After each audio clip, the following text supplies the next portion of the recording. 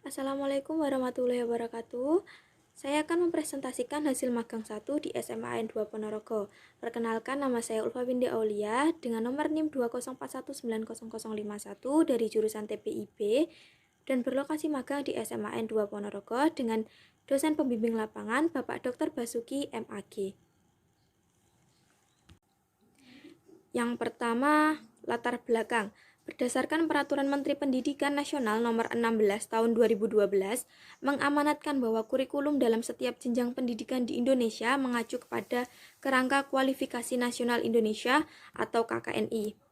Mengacu kepada KKNI, jenjang strata 1 berada pada level 6. Untuk meningkatkan kualitas lulusannya, maka Fakultas Tarbiyah dan Ilmu Keguruan IAIN Ponorogo menerapkan program magang. Kegiatan magang dilaksanakan di sekolah atau madrasah dan lembaga pendidikan nonformal. Dalam pelaksanaannya, kegiatan magang ini dilakukan secara sistematis dengan melibatkan seluruh stakeholder seperti kepala sekolah, wakil kepala sekolah, kepala TU, tutor atau guru pamong magang, dan dosen pembimbing magang. Oleh karena itu, magang ditawarkan dalam 2 semester, yaitu magang 1 pada semester 5 dan magang 2 pada semester 7. Program magang ini merupakan mata kuliah wajib bagi program studi kependidikan. Program magang terdiri atas 2 tahap. Yang pertama magang 1 yaitu observasi sekolah atau madrasah dan perangkat kependidikan, dan magang 2 yaitu praktik mengajar atau real teaching dan asistensi manajerial. Selanjutnya tujuan magang 1. Yang pertama, tujuan umum program. Tujuan umum program yang pertama memperluas wawasan mahasiswa mengenai dunia profesi dengan cara memberi kesempatan untuk mengalami secara langsung pelaksanaan kegiatan di sekolah atau madrasah mitra, baik yang bersifat intrakurikuler, kokurikuler maupun ekstrakurikuler serta kultur sekolah atau madrasah. Yang kedua, memberi kesempatan kepada mahasiswa untuk menjalin networking dengan kepala sekolah, guru dan tenaga kependidikan di sekolah atau madrasah. Yang ketiga, memberikan pengalaman kepada mahasiswa untuk mengenal secara langsung manajemen sekolah atau madrasah, warga sekolah atau madrasah, lingkungan sekolah atau madrasah, dan sosiokultural sekolah atau madrasah. Yang keempat, menerapkan pengetahuan teoritis ke dalam dunia praktik sehingga mampu menumbuhkan pengetahuan kerja sesuai dengan latar belakang bidang ilmu mahasiswa. Yang kelima, melatih kemampuan mahasiswa untuk menjadi pribadi yang mandiri, mampu bersikap, memecahkan masalah, dan mengambil keputusan dalam bekerja. Yang kedua, tujuan khusus program. Tujuan khusus program yang pertama untuk jurusan dengan profil lulusan calon guru atau pendidik, yaitu jurusan PAI, PBA, PGMI, TBI, PIAUD, Tadris IPS, dan IPA. Magang 1 masa COVID-19 adalah observasi dan wawancara di sekolah atau madrasah, bertujuan untuk memantapkan dan membangun jati diri calon pendidik melalui yang pertama, observasi dan wawancara terhadap kultur dan manajemen sekolah atau madrasah secara sinkronus tatap muka atau tatap maya sesuai kesepakatan dan atau arahan pihak sekolah atau madrasah dengan tetap menerapkan protokol kesehatan yang ketat. Yang kedua, observasi dan wawancara terhadap perangkat pembelajaran guru secara sinkronus tatap muka atau tatap maya sesuai kesepakatan dan atau arahan pihak sekolah atau madrasah dengan tetap menerapkan protokol kesehatan yang ketat. Yang ketiga, observasi dan wawancara terhadap perangkat dokumen penilaian peserta didik secara sinkronus tatap muka atau tatap maya sesuai kesepakatan dan atau arahan pihak sekolah atau madrasah dengan tetap menerapkan protokol kesehatan yang ketat. Dan yang terakhir, refleksi hasil pengamatan dan wawancara untuk perbaikan dan memantapkan kompetensi akademik kependidikan dan kompetensi akademik bidang studi serta kemampuan awal calon guru dalam pengembangan perangkat pembelajaran. Yang kedua, untuk jurusan dengan profil lulusan calon tenaga kependidikan, yaitu jurusan MPI. Magang 1 masa COVID-19 adalah kegiatan observasi sekolah atau madrasah atau lembaga pendidikan non-formal dan perangkat kependidikan, bertujuan untuk memberikan penguatan dan membangun jati diri calon tenaga kependidikan melalui yang pertama, observasi dan wawancara terhadap kultur dan manajemen sekolah atau madrasah secara sinkronus tatap muka atau tatap maya sesuai kesepakatan dan atau arahan pihak sekolah atau madrasah dengan tetap menerapkan protokol kesehatan yang ketat. Yang kedua, observasi dan wawancara terhadap perangkat tenaga kependidikan dalam rangka manajemen dan administrasi lembaga secara sinkronus tatap muka atau tatap maya sesuai kesepakatan atau arahan pihak sekolah atau madrasah dengan tetap menerapkan protokol kesehatan yang ketat.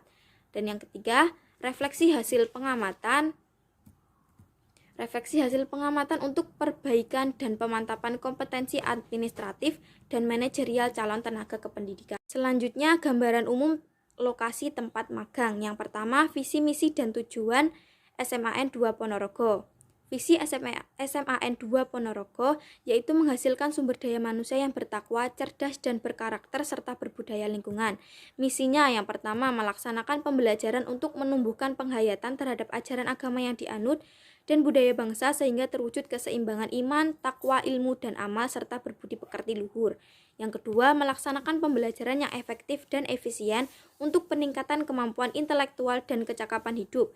Yang ketiga, melaksanakan program pembelajaran yang mampu mengaktualisasi jati diri siswa yang unggul dalam bidang akademik dan non-akademik. Yang keempat, menciptakan kondisi lingkungan sekolah yang kondusif sehingga peserta didik nyaman belajar di sekolah. Yang kelima, mendorong semangat keunggulan secara intensif kepada seluruh warga sekolah.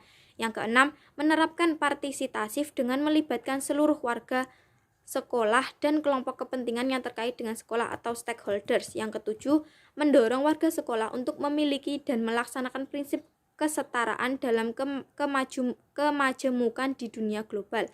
Yang kedelapan, melaksanakan budaya hidup bersih, sehat, dan mencegah pencemaran dan kerusakan lingkungan sebagai wujud pelestarian terhadap lingkungan. Selanjutnya, tujuan dari SMAN 2 Ponorogo yaitu yang pertama, mempersiapkan peserta didik yang bertakwa kepada Allah Tuhan Yang Maha Esa dan berakhlak mulia. Yang kedua, mempersiapkan peserta didik menjadi manusia yang berkepribadian cerdas, berkualitas, dan berprestasi dalam bidang akademis dan non-akademis. Yang ketiga, membekali peserta didik agar memiliki keterampilan teknologi, informasi, dan komunikasi, serta mampu mengembangkan diri secara mandiri. Yang keempat, menanamkan peserta didik sikap ulet dan gigih dalam berkompetensi, beradaptasi dengan lingkungan, dan mengembangkan sikap sportivitas. Yang kelima, membekali peserta didik dengan ilmu pengetahuan dan teknologi agar mampu bersaing dan melanjutkan ke jenjang pendidikan yang lebih tinggi. Yang keenam, menanamkan sikap santun dan berbudaya, budaya hidup sehat, cinta kebersihan, cinta kelestarian lingkungan dengan dilandasi keimanan dan ketakwaan terhadap Tuhan Yang Maha Esa. Yang ketujuh, menumbuhkan sikap peduli warga sekolah untuk mencegah pencemaran dan kerusakan lingkungan sekolah. Selanjutnya, struktur organisasi sekolah SMAN 2 Ponorogo pada tahun pelajaran 2021-2022. Yang atas sendiri yaitu Kepala Sekolah, yaitu Bapak Dr. Andes Haji Haryadi MPD, kemudian Koordinator Tata Usaha, Bapak Muhammad Mansur Anwar SOSI, kemudian yang bawahnya Wakasek Kurikulum yaitu Ibu Ernin Naurinisa MPD, kemudian Wakasek Kesiswaan Bapak Anang Sayekti SPD, kemudian Wakasek Sarana Bapak Wahyu Aji Pamungkas SPD, dan Wakasek Humas Bapak Kukuh Widodo SPD. Kemudian di bawahnya yaitu ada wali kelas, guru mata pelajaran, dan guru BK. Dan untuk yang terakhir yaitu siswa. Selanjutnya, sumber daya manusia, guru, tutor, siswa, dan tenaga kependidikan. Yang pertama, data pendidik di SMAN 2 Ponorogo. Terdapat 62 guru yang mengajar mata pelajaran di SMAN 2 Ponorogo. Yang kedua, tutor. Tutor adalah orang yang bertugas membantu dan menjelaskan secara keseluruhan tentang bagaimana keadaan lingkungan sekolah serta proses pembelajaran yang berlangsung. Adapun guru pamong di SMAN 2 Ponorogo yaitu yang pertama Bapak David Agung Prasetyoko SPDI, yang kedua Bapak Fahad Zunan Ahmadi SPDI, yang ketiga Bapak Daryanto SPD, dan yang keempat Bapak Muhammad Mansur Anwar SOSI. Selanjutnya, data siswa di SMAN 2 Ponorogo. Terdapat 1065 siswa pada tahun pelajaran 2021-2022 di SMAN 2 Ponorogo. Dan yang terakhir, data tenaga kependidikan di SMAN 2 Ponorogo. Terdapat 20 tenaga kependidikan di SMAN 2 Ponorogo. Selanjutnya, sarana dan prasarana. Untuk sarana, terdapat 132 sarana yang ada di SMAN 2 Ponorogo, yaitu misalnya akses internet, printer, rak buku, tempat cuci tangan, dan lain-lain. Dan untuk prasarana, terdapat 57 prasarana yang ada di SMAN 2 Ponorogo, yaitu misalnya laboratorium, aula, ruang guru, ruang kelas, dan lain-lain. Selanjutnya, prestasi lembaga dan kegiatan pendukung. Untuk prestasi lembaga, SMAN 2 Ponorogo seringkali mengikuti banyak kompetisi dan juga berhasil meraih berbagai penghargaan. Oleh karena itu, SMAN 2 Ponorogo mempunyai banyak sekali prestasi-prestasi dari berbagai macam kompetisi yang telah diikuti. Dan selanjutnya untuk kegiatan pendukung, terdapat 22 ekstrakurikuler sebagai kegiatan pendukung di SMAN 2 Ponorogo, yaitu diantaranya yang pertama ada pencak silat prestasi, rohis, jurnalistik, pramuka, English Club, PMR, bola voli, basket, futsal, seni musik, seni tari, sinematografi, jiu-jitsu, teater, study club, karawitan, reok, taekwondo, garuda, robotik, batik, dan yang terakhir karya tulis ilmiah atau KIR. Selanjutnya hasil kegiatan magang 1 di SMAN 2 Ponorogo. Yang pertama, observasi atau wawancara kultur dan manajemen sekolah atau madrasah. Dalam observasi atau wawancara kultur dan manajemen sekolah atau madrasah, dapat dilihat kebiasaan yang sedang dibudidayakan atau yang sudah membudaya di SMAN 2 Ponorogo, yaitu menerapkan atau mengarahkan budaya 5S, yaitu senyum, salam, sapa, sopan, dan santun. Juga mereka memiliki, juga dalam SMAN 2 Ponorogo, memiliki kebiasaan ketika bertemu saling bertegur sapa sesama teman sejawat dan juga para bapak atau ibu guru. Ketika para siswa bertemu bapak atau ibu guru, mereka berjabat tangan dan juga mengucapkan salam. Di mana kebiasaan itu bertujuan untuk membangun kedekatan yang erat antara warga sekolah, khususnya antar siswa dan juga guru. Dan juga guru dengan siswa, sehingga interaksi antar siswa dan guru akan berjalan komunikatif serta menumbuhkan sikap tawaduk siswa terhadap guru. Kebiasaan tersebut dilakukan ketika pandemik COVID-19 itu belum muncul, tetapi setelah COVID-19 sudah muncul, maka kebiasaan tersebut kurang diterapkan di SMAN 2 Ponorogo. Di SMAN 2 Ponorogo juga berkomitmen yang mana sangat membudayakan kedisiplinan dengan adanya pengecekan setiap harinya oleh Bapak Ibu Guru Tatib, sehingga terkenal bahwasanya SMAN 2 Ponorogo merupakan SMA terdisiplin. Dalam hal budaya tertib, siswa-siswi di SMAN 2 Ponorogo juga sudah cukup baik, dibuktikan dengan tertib dalam penggunaan atribut sekolah seperti semua kelengkapan seragam, karena ketidaklengkapan dalam pemakaian atribut sekolah termasuk dalam pelanggaran tata tertib yang pada akhirnya memberikan poin kepada peserta didik itu sendiri. Selain itu, siswa SMAN 2 Ponorogo juga mempunyai kebijakan bahwa semua baik peserta didik maupun guru boleh dan bebas mengikuti kompetisi non-akademik baik tingkat sekolah maupun tingkat nasional. Pada saat sebelum pandemi seperti sekarang ini, kebiasaan yang sudah membudaya yang bersifat harian di SMAN 2 Ponorogo yaitu setiap pagi menyanyikan lagu Indonesia Raya 3 stansa. Selain itu, untuk budaya yang bersifat bulanan sebelum pandemik yaitu mengambil 2 jam pelajaran pagi untuk belajar di luar kelas yaitu senam dan juga bersih-bersih. Untuk budaya yang bersifat tahunan yaitu melakukan kurban, halal bihalal, HUT SMA, dan lomba-lomba. Selanjutnya, upaya-upaya pembinaan guru dan siswa. Upaya pembinaan guru di SMAN 2 Ponorogo adalah dengan adanya sarasehan dan temu wicara untuk bertukar pikiran mengenai kualitas pendidik dan peserta didik serta perkembangan dan kemajuan pendidikan di sekolah ini. Adapun caranya yaitu berupa pertemuan tiap minggu setelah upacara bendera yaitu mengenai evaluasi pembelajaran yang dilakukan selama 1 minggu yang diikuti seluruh guru dan staf sekolah. Tiap bulan yaitu mengenai evaluasi pembelajaran yang dilakukan selama sebulan. Acara ini lebih dominan bagi wali kelas. Kemudian pertemuan tahunan yaitu rapat mengenai program untuk tahun yang akan datang dan juga evaluasi tahun sebelumnya yang diikuti oleh seluruh guru beserta staf.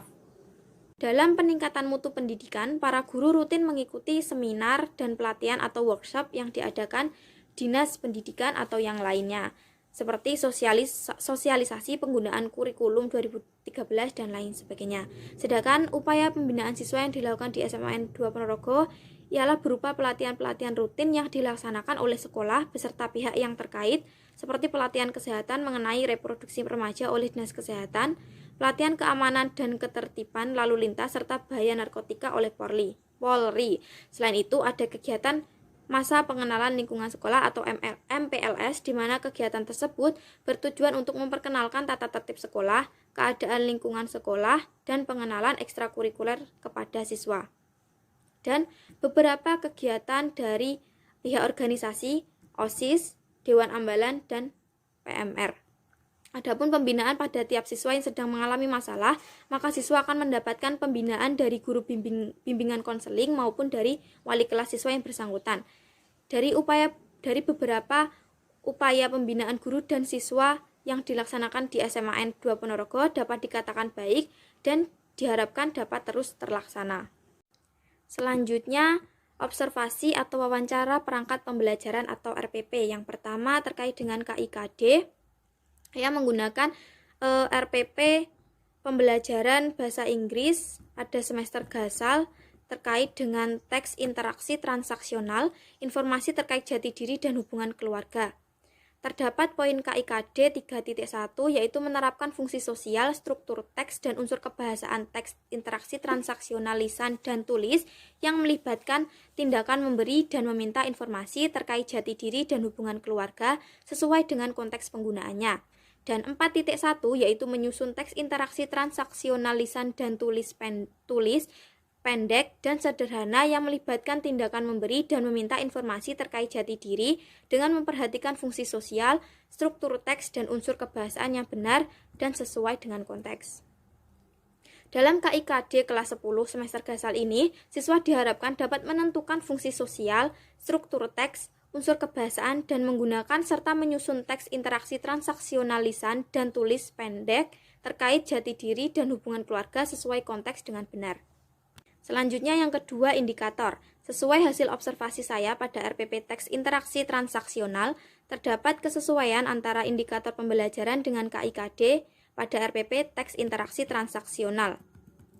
Poin KIKD pada RPP teks interaksi transaksional tersebut sesuai dengan indikator pembelajaran dalam RPP teks interaksi transaksional, yaitu pada poin 3.1.3, siswa terampil menggunakan teks lisan dan tulis sederhana untuk memaparkan, menanyakan, dan merespon pemaparan jati diri dengan memperhatikan fungsi sosial, struktur teks, dan unsur kebahasaan secara benar dan sesuai dengan konteks. Selanjutnya yang ketiga, materi pembelajaran. Yang pertama, teks interaksi transaksional sederhana yang melibatkan tindakan memberi dan meminta informasi terkait jati diri. Yang kedua, fungsi sosialnya mengenalkan, menjalin hubungan interpersonal dengan teman dan guru. Yang ketiga, struktur teksnya memulai dan menanggapi. Yang keempat, unsur kebahasaan yang digunakan yaitu sebutan anggota keluarga inti dan yang lebih luas dan orang-orang dekat lainnya. Dan verba be, have, go, work, life atau dalam simple present tense. Selanjutnya subject pronoun I, you, we, they, he, she, it. Kemudian kata ganti posesif my, your, his, dan sebagainya. Lalu kata tanya who, which, how, dan seterusnya.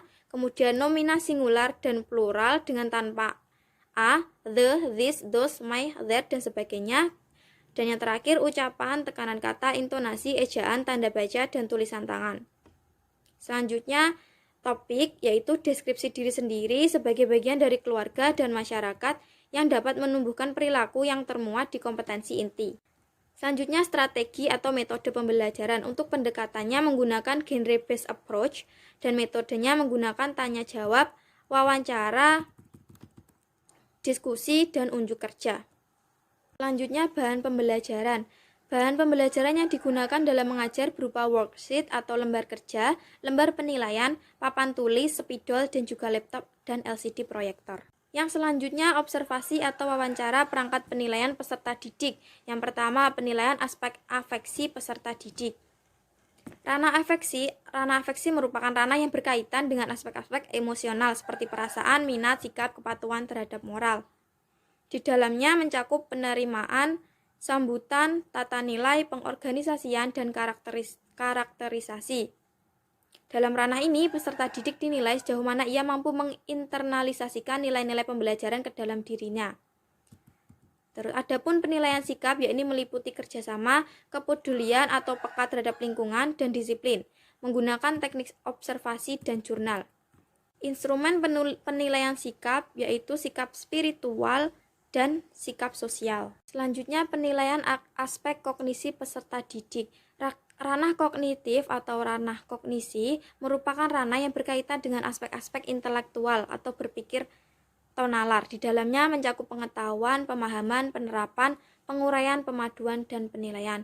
Dalam ranah kognitif, sejauh mana peserta didik dan pada level yang lebih atas, seorang peserta didik mampu menguraikan kembali kemudian memadukannya dengan pemahaman yang sudah ia peroleh untuk kemudian diberi penilaian atau pertimbangan. Atau dalam kata lain, penilaian aspek kognisi adalah penilaian terkait dengan pengetahuan peserta didik. Selanjutnya yang ketiga, penilaian aspek psikomotorik siswa. Ranah psikomotorik merupakan ranah yang berkaitan dengan aspek-aspek keterampilan yang melibatkan fungsi sistem saraf dan otot dan berfungsi psikis. Penilaian hasil belajar psikomotorik ini tampak dalam bentuk keterampilan atau skill dan kemampuan bertindak individu. Guru dapat menilai aspek psikomotorik siswa apabila siswa dapat menjelaskan, memberikan contoh, mengaplikasikan materi yang diajar dengan kehidupan sehari-hari peserta didik. Atau dalam kata lain, penilaian aspek psikomotorik yaitu penilaian terkait dengan keterampilan yang dimiliki oleh siswa.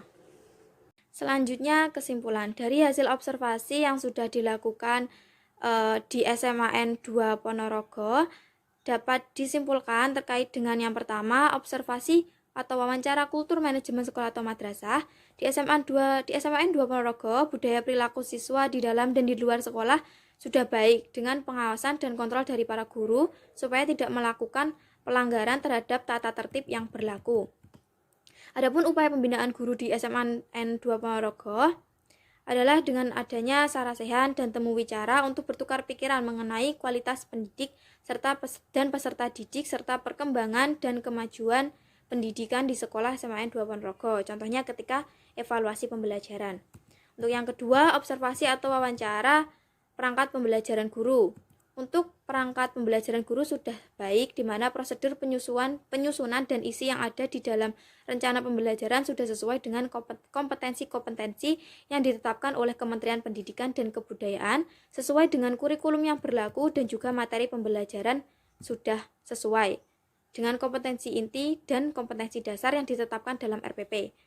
Di dalam RPP tersebut juga memuat tujuan pembelajaran dari materi yang disampaikan, serta juga tercantumkan strategi pembelajaran dan bahan ajar yang digunakan oleh guru untuk membantu siswa dalam memahami materi yang disampaikan oleh guru.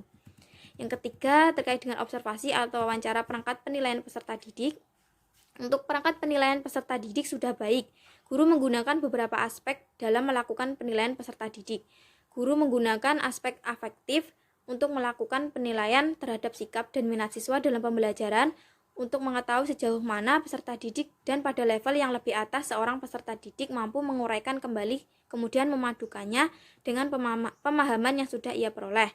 Guru menggunakan aspek kognitif dalam melakukan penilaian, sedangkan untuk mengetahui sejauh mana peserta didik mampu mengaplikasikan pemahamannya dalam kehidupan sehari-hari, guru mengamati melalui perbuatan atau tindakan, dan guru menggunakan aspek psikomotorik dan melakukan penelitian. Selanjutnya saran. Yang pertama untuk peserta magang. Saran bagi peserta magang yang akan datang agar lebih intensif dalam melaksanakan penelitian magang ini, serta penuh tanggung jawab, sehingga data yang diperoleh sesuai dengan keadaan sekolah atau madrasah, serta bersungguh-sungguh, teliti dan telaten dalam menggali data terkait observasi di sekolah. Hal apapun yang didapatkan selama penelitian hendaknya dijadikan pelajaran, mengambil sisi positif dan membuang hal negatifnya. Sebisa mungkin mempraktikkan sisi positif tersebut sebagai bahan kita sebagai calon pendidik. Dan yang kedua, untuk sekolah SMAN 2 Ponorogo, saran kami untuk lembaga SMAN 2 Ponorogo, sebisa mungkin hal positif yang telah menjadi pembiasaan di sekolah seperti kedisiplinan dan pembinaan guru untuk terus dipertahankan dan lebih ditingkatkan lagi, mengingat bahwa pendidikan zaman sekarang sangatlah berkembang pesat dengan berbagai cara dan media yang modern. Untuk maka seorang guru harus mampu berpikir kreatif dan mampu mengelolanya dengan baik agar output yang diharapkan sesuai dengan hal-hal yang direncanakan. Selanjutnya, lampiran-lampiran yang harus dicantumkan dalam laporan magang 1. Yang pertama, lembar observasi, yang kedua, absensi mingguan, yang ketiga, kartu kendali magang, yang keempat, jurnal mingguan, yang kelima, data pendukung, yang keenam, surat izin magang jurusan atau prodi, yang ketujuh, surat persetujuan izin magang dari lokasi magang, yang kedelapan, kurikulum vitae mahasiswa magang, yang kesembilan, dokumentasi, yang kesepuluh, video, dan yang ke-11 lainnya.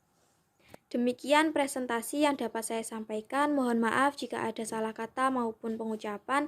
Terima kasih. Wassalamualaikum warahmatullahi wabarakatuh.